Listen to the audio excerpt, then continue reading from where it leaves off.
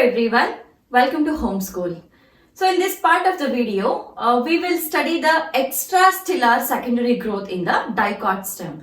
In the previous video, we had seen the anatomy of the dicot stem as well as its secondary growth, and there we had confined our learning of the secondary growth in the vascular region. That is how exactly the cambium ring has been formed, and from the cambium ring the secondary phloem and the secondary xylem were formed. So that all we have seen in the previous video. So I had also said that apart from the vascular region, the secondary growth is also taking place in one more region. That is, the vascular region was present in the stele, hence we call it as the intrastellar secondary growth. Whereas the now which we are seeing, that is outside the stele, that is in the cortex region. So we can also call it as extrastellar secondary growth. So if you remember the dicot stem, the anatomy of the dicot stem, so there we had seen we had one layer of epidermis. I'm just drawing a rough and a small part of it. So after the epidermis, we had a couple of layers of the collenchyma which were tightly packed, and that packing was mainly due to the deposition of the pectin in them, isn't it? So there were no intercellular spaces everywhere. The deposition of pectin was seen. So I'm just drawing two layers of this. So after that, again we had the parenchyma cells which were loosely arranged. Okay, so let's write some 3 layers of parenchyma cells. Okay, so this is epidermis, this collenchyma is hypodermis, and this is the cortex region, or it is made up of parenchyma cells. So after this parenchyma, then we had the endodermis here. That was, so after the endodermis, we have the stellar region or the vascular region. So that we don't want. If you want, I can just write it. So this is one layer of the endodermis. So after the endodermis, we had the pericycle cells, which is again parenchymatous in nature. So this is a couple of layers of pericycle. After the pericycle, then comes the vascular bundle like this. So in the vascular bundle, we have phloem on outer side. This is a conjoined and collateral type of vascular bundle. So we have the phloem on the outer side towards the periphery of the stele, and then we have a cambium here. Cambium. After the cambium, inside we have the xylem. So this was a structure, or a very small structure I've written. So now we will speak about this particular region, that is the cortical region, where it is made up of parenchymatous cells. So what happens in the we are just confined only to this layer. We are not speaking about any other layers. Please keep it in the mind. One layer or a few layers of this particular parenchyma, since I have written only 3 layers here, so let's take this middle layer. Okay, this middle layer of the parenchyma, this layer. This layer is changing itself into the meristematic layer. So I'm writing only this layer. This layer will now become meristematic. So since it is becoming meristematic, definitely it should now have the capacity to divide. And this layer which has become meristematic is called as the cork cambium. It is called as cork cambium. Now, what do you call this process as? We had seen. So firstly, if a cell matures and become a complex cell or a complex tissue, then we call it as a differentiation. So here it is going back into the meristematic activity, that is called as the de-differentiation. So a few layers of parenchyma cell will de-differentiate to become meristematic cell, and that layer is called as the cork cambium. Fine, that is called as cork cambium. So now since this is meristematic inactivity, it should divide on both the sides. On this side also it should divide, on this side also it should divide. So let's take the cells of division. Now this is dividing on the outer side also, like this. I'm just drawing few cells here. This is all parenchyma only again. Few layers of parenchyma on this side and few layers of parenchyma on this side. So now this is here, this side also we have parenchyma and this side also we have parenchyma. So this is on one side, this division is on one side. Alright, now this is called as cork cambium. Now what happens? The cells which are differentiated or which are divided due to the meristematic activity of the cork cambium on the outer side. So some few cells of this layer, okay, few cells of this layer on the edges will become suberized. They will become suberized. Suberize is deposition of suberin. Only few cells, not all the cells. So here few cells and here few cells. They become suberinized, and in between we have the normal parenchyma cells. These are suberized and this is a normal parenchyma cell. So the layer which is suberized here, I mean this particular layer which has got some cells of suberin deposition is called as the layer of cork. Okay, this is called as a layer of cork. So now here the second one, this is the meristematic activity zone and this side we have cork and this side we have some more parenchyma cells due to the division of this. So now newly formed these parenchyma cells are called as secondary cortex. This is called as secondary cortex. Now what happens? See, previously what was there? This line of meristematic, this line of cambium was there. Above this also few parenchyma cells were there. Below this also few parenchyma cells were there. In between here, after the division started, in between here this layer is formed, here this layer is formed. How about these cells? These cells are still present here now. These are all the old cells. These are all the old cells. And above this we have collenchyma. Above the collenchyma we have the epidermis. So here also we have these cortex cells also, and this is called as the primary cortex and this is called as the secondary cortex. The newly formed is called as secondary cortex. The one which was present before is called as the primary cortex, and this layer is called as the cork layer. So since it is made up of suberin, or since there is a suberin deposition, this layer of the cork is impermeable to water. We have already studied the suberin, isn't it? It is present in the endodermis, where we call it as a Casparian strip.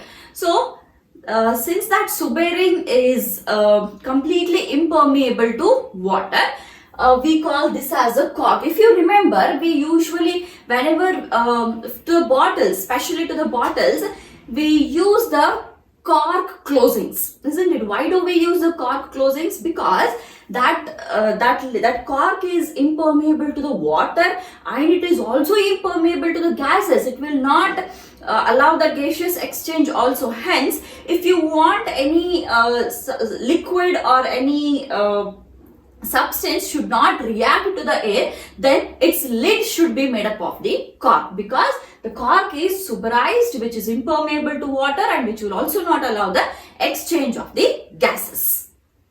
These three layers, that is the cork cambium and secondary cortex, they have given some technical terms. So cork is called as phellem.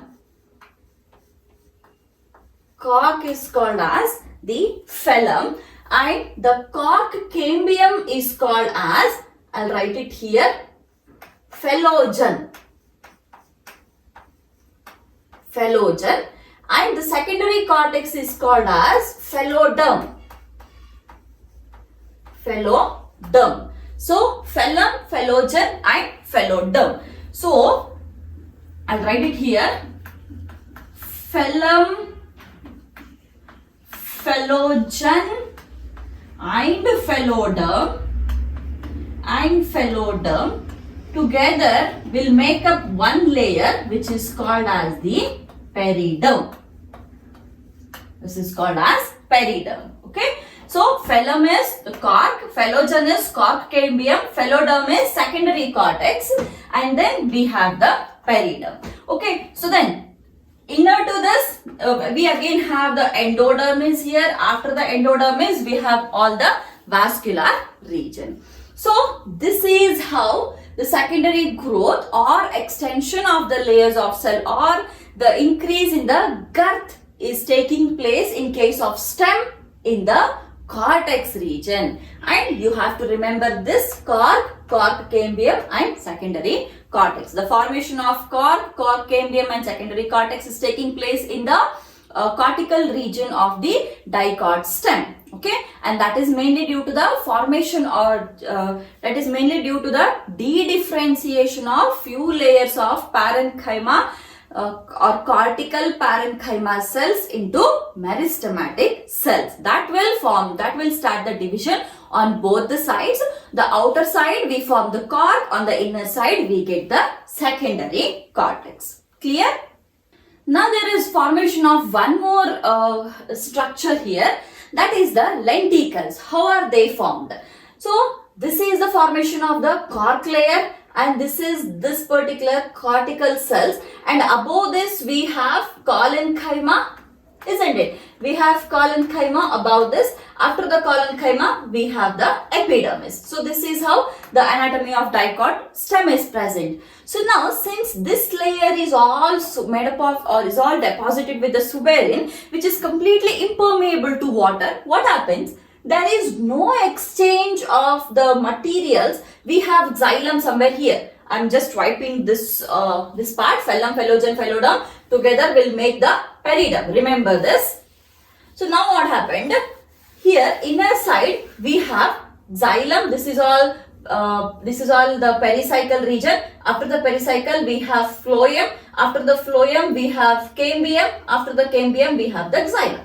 Okay. So now water is present here, food is present here. From here to here, this water and food only should be transported, isn't it? But what is happening? Since it is made up of suberin here, from here and all it is passing. Food and water from here to here it is passing. There is no problem. Once it reaches here, now here the food and water are blocked. But here it is getting transported. So what happens now? The cells which are above this here, so they will all get or they will all die off. So it will become like this. The cells which are present here, they all will die off now. Because the suberin is not allowing the transport of water and food to these regions of the cell. So since there is no exchange of the minerals or water, definitely there is no activity, and if there is no activity then the cells will die off. So this layer is dead now. We don't have this layer. So since there is no layer here, all the epidermis, hypodermis, everything is crushed off. Okay, everything is crushed off. So now we have only a small portion remaining here. So now how does this look like? Now this is looking like a small hole which has been formed here, isn't it? So this small portion which is exposed to the air is called as the lenticle. This is called as lenticle, and this is the place from where the gaseous exchange takes place, or a small amount of water is also lost through this particular lenticles. So how are the lenticles formed? Due to the presence of the suberin there, it is not allowing the exchange of materials to the cells which are above it, and as a result of that the cells will die off. When the cells are dead, the remaining cells will give a picture of this curve, and here there is a small portion which is left out, and that small portion which is left out, that is called as the lenticle. Okay, let's see about one more terminology now. So that is the bark formation. So what is the bark now? So we usually, very oftenly we use that word, isn't it? That bark of the stem or bark of that particular tree, bark. What is that bark? Or what are the, we have these many layers. So which layer of this is called as the bark? So bark is one non-technical term which is used to dictate all the layers which are above the vascular cambium. So again we'll move on to this diagram only, and I'll wipe this off now. So here what do we have? So this is the region of the meristem activity, and here this is all the lenticle portion now. The epidermis and all is gone here. It is all crushed off, it is dead now. And here we have this secondary cortex, primary cortex, and inside to that we have this endodermis. So after the endodermis we have few layers of pericycle. So this is a couple of layers of pericycle. So after this pericycle we have, let's draw two vascular bundles now. Okay, we'll draw two vascular bundles. So in those two vascular bundles, what do we have? So here, so we have phloem. This is the cambium strip. This is the cambium strip. And since the secondary growth has already taken place, we are supposed to show the primary phloem, secondary phloem, primary xylem and secondary xylem. So after this is the cambium. The secondary phloem, we'll first write the phloem here. Secondary phloem is present on the inner side, isn't it? We have seen that. Secondary phloem. Here also we will write the layers of secondary phloem, and then this side we have the primary phloem. This is all the primary phloem. On this side we have the secondary xylem present here. This is all the secondary xylem or the newly formed xylem due to the activity of the secondary growth, and then we have the primary xylem. Secondary phloem, primary phloem, secondary xylem, primary xylem. So now bark is anything which is present exterior, okay, which is present exterior to the vascular cambium. This is the vascular cambium. So above this, whatever is there, everything is called as the bark. So what all is present in the bark, we will write it here. The first layer is actually epidermis. We'll just write it and then we'll see bark. Okay, bark is, we have epidermis, which is a small layer, and then we have that hypodermis. After that, see, epidermis, hypodermis, and then this region is there. So here we have this is all collenchyma. Here we have the parenchyma layer, or we can simply say some layers of parenchyma. And then we have this particular cork region. See, after the hypodermis, what has happened? Previously formed this layer of parenchyma is present. After this, we have the formation of the cork. We have cork. After the cork, we have cork cambium. After the cork cambium, next it is the secondary cortex. After the secondary cortex, we have primary cortex. After the primary cortex, next we have the endodermis. After the endodermis, it is pericycle. After that, we have, after the pericycle, we have this phloem part. So how we should write the phloem part? We have first the primary phloem and then the secondary phloem. We have primary phloem. After that, we have the secondary phloem. After the secondary phloem, we have vascular cambium. We have vascular cambium. So, if you have to write the bark, you are supposed to write all these parts or all these layers will make up the bark. Okay, so bark is a non-technical term which is used to define or denote anything which is exterior to this vascular cambium. This is the vascular cambium. From here, anything which is outside, that is the secondary from the, so till vascular cambium I can take. Now from the vascular, above the vascular cambium, what is present? This is vascular cambium. Above the vascular cambium, from the secondary phloem till the epidermis, it is called as the bark. Again, in this bark, if the bark is early formed, okay, if I'm writing it here, if the bark is early formed, then we call it as soft bark, or we call it as early bark. And if the bark is lately formed, then we call it as hard bark or the late bark.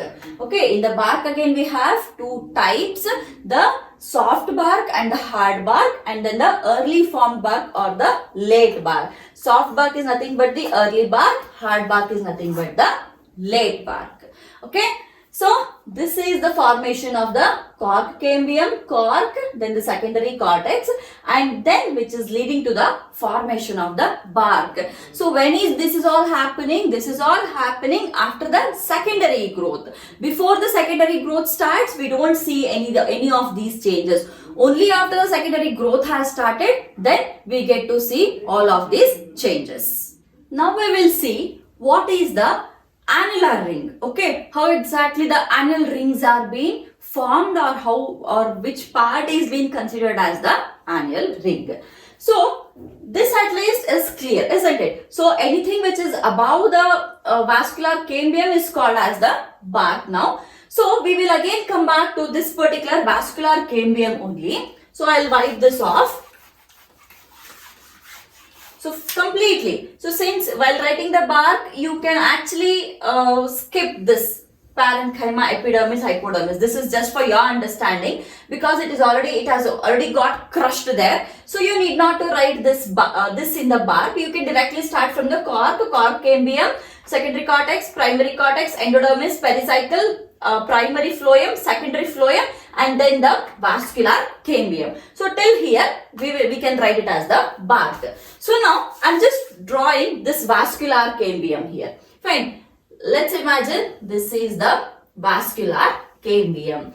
So if you see this here, this side we have phloem, this side we have xylem. So this is the secondary phloem, this is the secondary xylem, this is the primary phloem, primary xylem. Let's leave this primary parts, we will only speak about the secondary part.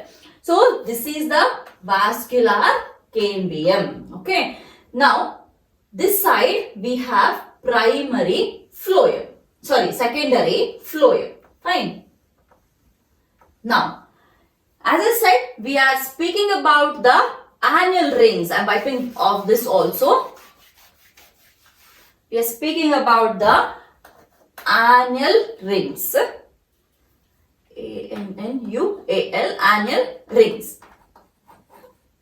So now, how is this annual ring formed? This is mainly due to the differential activity of this particular vascular cambium. Okay, I repeat it again. This is due to the differential activity of the vascular cambium. And how is this differential activity calculated? This differential activity is calculated based on different seasons. Okay, so we will see what are those seasons. So let's imagine now this is happening in the spring season. It is happening in the spring season, or we can also take it as early season. Fine. So this side we have the secondary phloem. On the downside we should be having the secondary xylem. This is the secondary xylem. Actually, when you call it as wood, so we use wood for the furniture, we use wood for so many things. So strong wood is actually obtained from this particular region, the secondary xylem. The secondary xylem is actually called as the wood. If you have to say it as wood, then it is the secondary xylem only. Fine. So now what is happening here? In case of the spring season or in the early season, what is happening? The secondary phloem has nothing to do with this. So this is fine. We are only speaking about this xylem here. The xylem which is formed in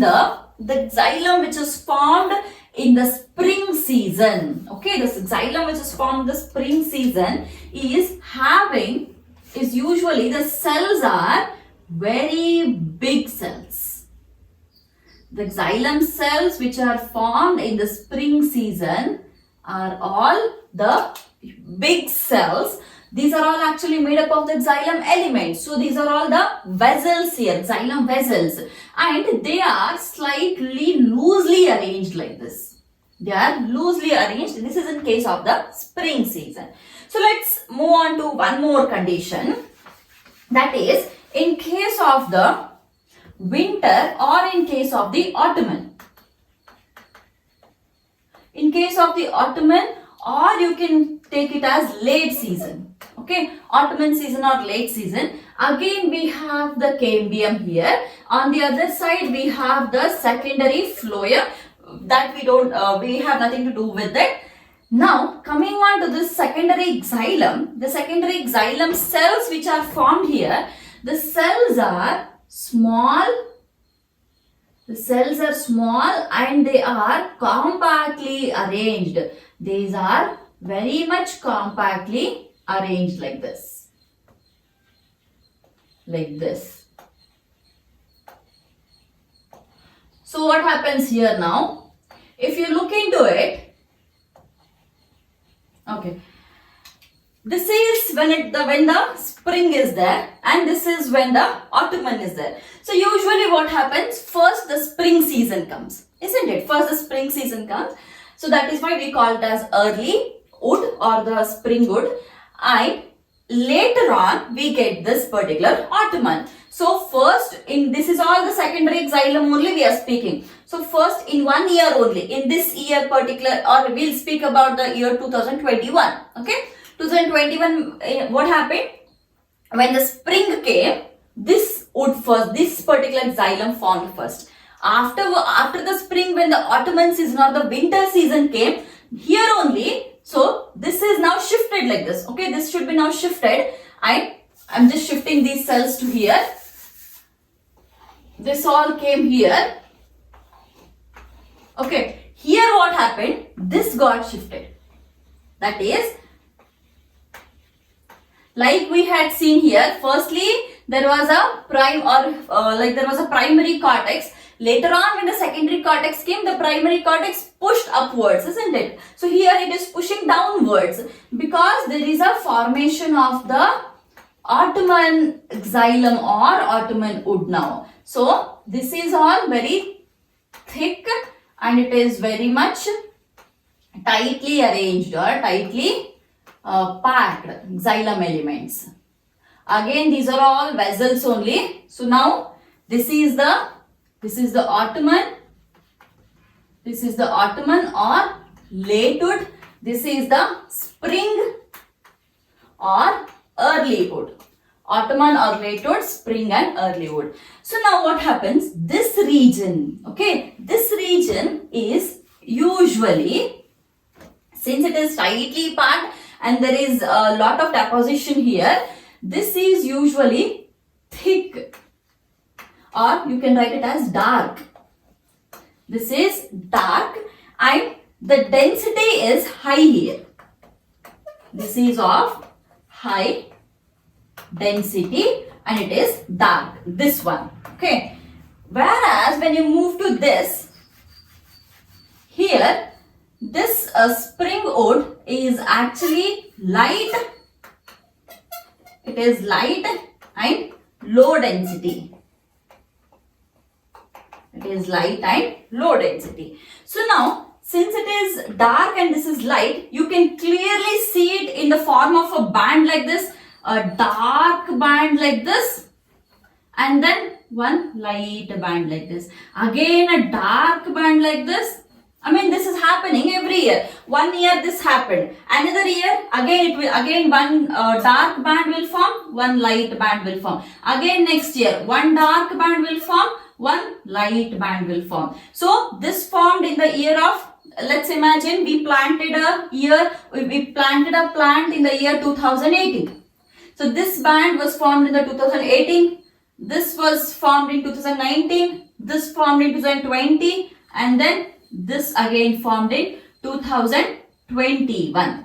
Fine. So when you take a section of the stem and when you observe it, so you can see these bands, one dark light, dark light, dark light, dark light. So one dark band and one light band will constitute one annular ring. Okay, one annular ring will be having two rings in it. It is a combination of two rings, one dark ring and one light ring.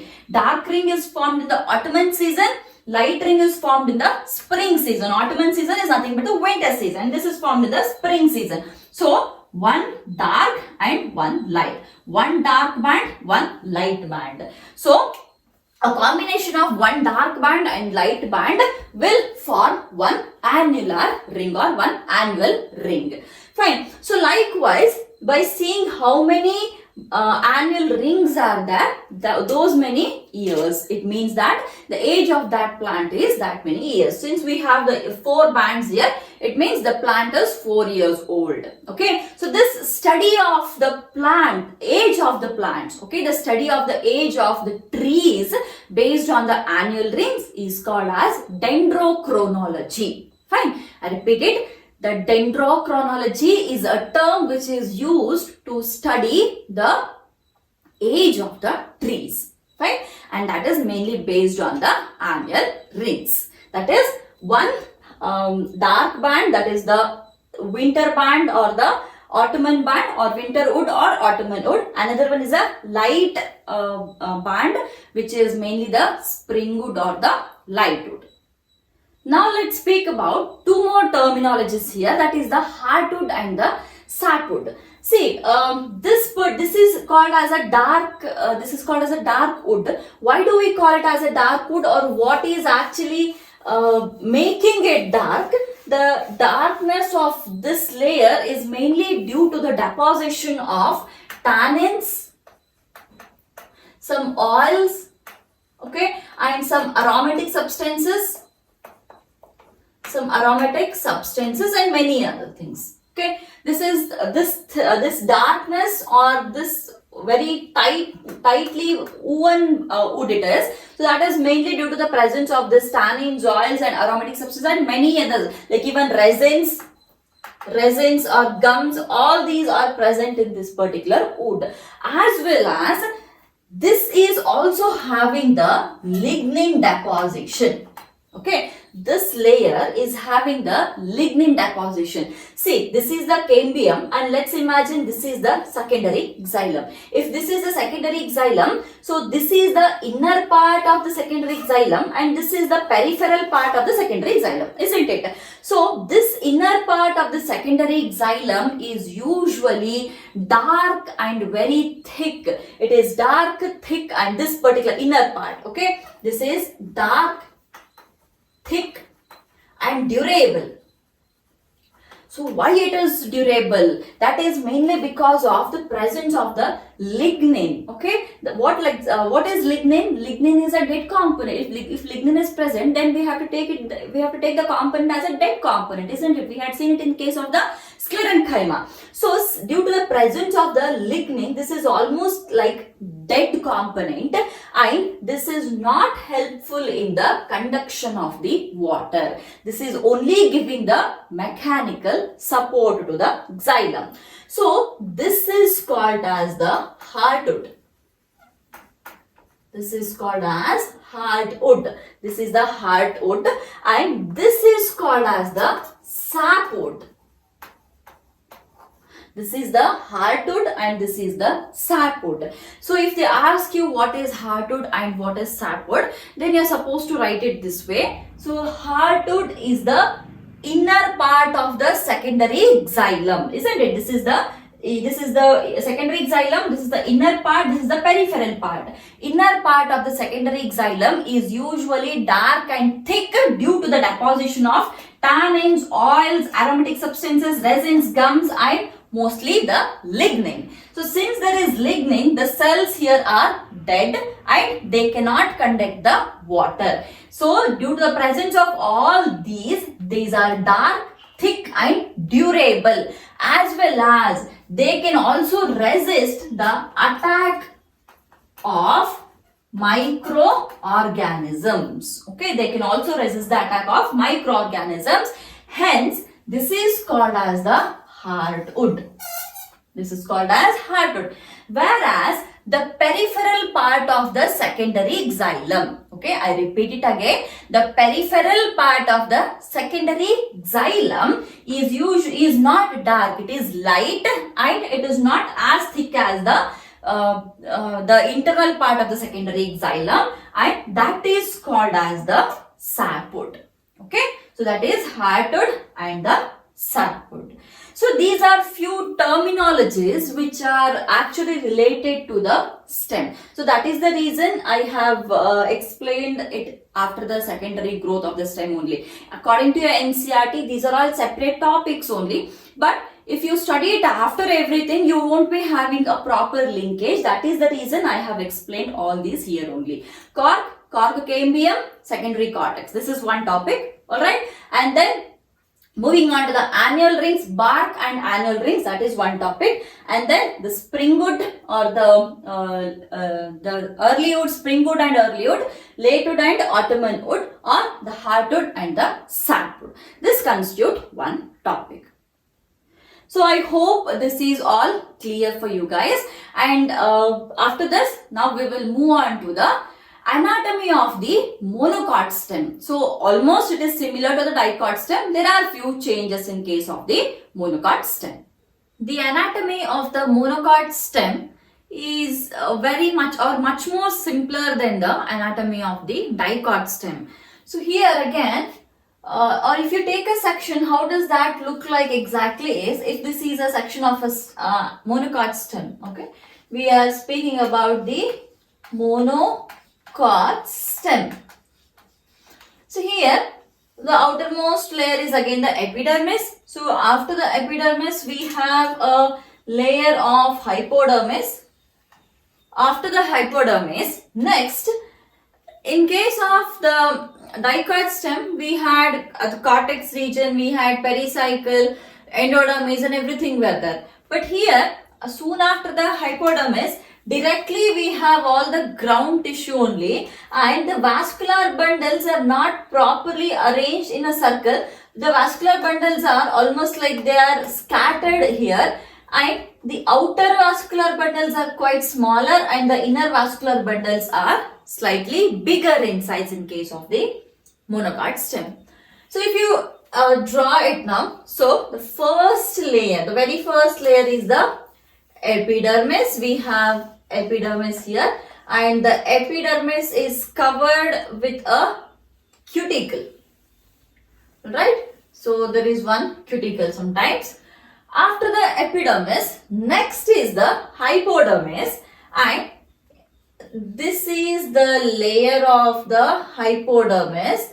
So if you remember, in case of the dicot stem, the hypodermis was actually made up of the collenchyma. There was pectin deposition in case of the hypodermis of the dicot stem. Whereas in case of the hypodermis of the monocot stem, this is made up of sclerenchyma.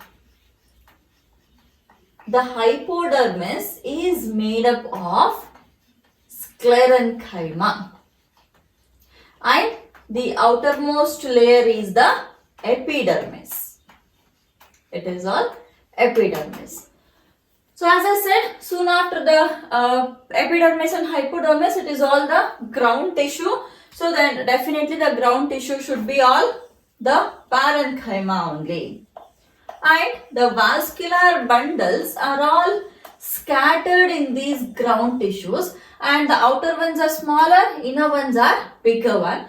So let's draw two vascular bundles. One I'll draw the outer one, that is a smaller vascular bundle, and then I'll draw one bigger vascular bundle. So and all remaining and all, it is again the filling of the parenchyma only. Everywhere, here, everywhere it is all the parenchyma only. Now, why do we have sclerenchyma in case of the hypodermis of the monocot stem is, see, there is no secondary growth in the monocot stem. The secondary growth is confined only to the dicot stem. So what happens? After the dicot stem, after the growth of the secondary growth in the dicot stem, it will get a mechanical support. Whereas in case of the monocot stem, there is no secondary growth only. So what all the mechanical support which has to be given to the plant should be given from the, or should be given by the primary tissues only. So since the sclerenchyma is meant for the mechanical support, so the hypodermis layer is made up of the sclerenchyma here. Alright, then moving on to the vascular bundles. So we know that the vascular bundles here are, this is vascular bundle, and these vascular bundles are, they are conjoint, they are collateral,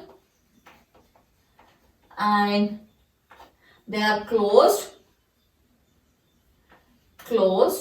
and coming to the xylem is in the end-arch condition.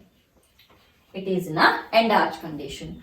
Now, what is conjoint? The conjoint is the xylem and phloem both are present in the same vascular bundle is called as the conjoint one. Collateral is the phloem is present on towards the epidermis, and the xylem is present towards the pith. But here in case of the monocot stem, there is nothing like pith because it is all filled with the ground tissue only. And then closed is there is no cambium present. Since there is no secondary growth, there is no necessity of the presence of the cambium here.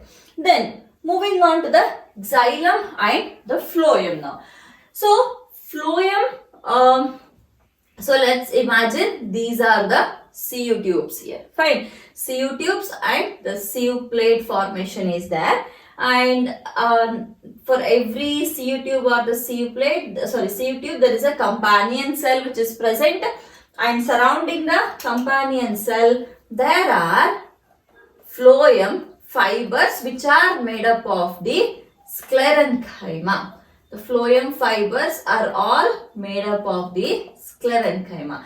So actually phloem has four elements, that is the CU tubes, companion cell, phloem fibers and the phloem parenchyma. But in case of the monocot stem, remember this is very very important. The phloem parenchyma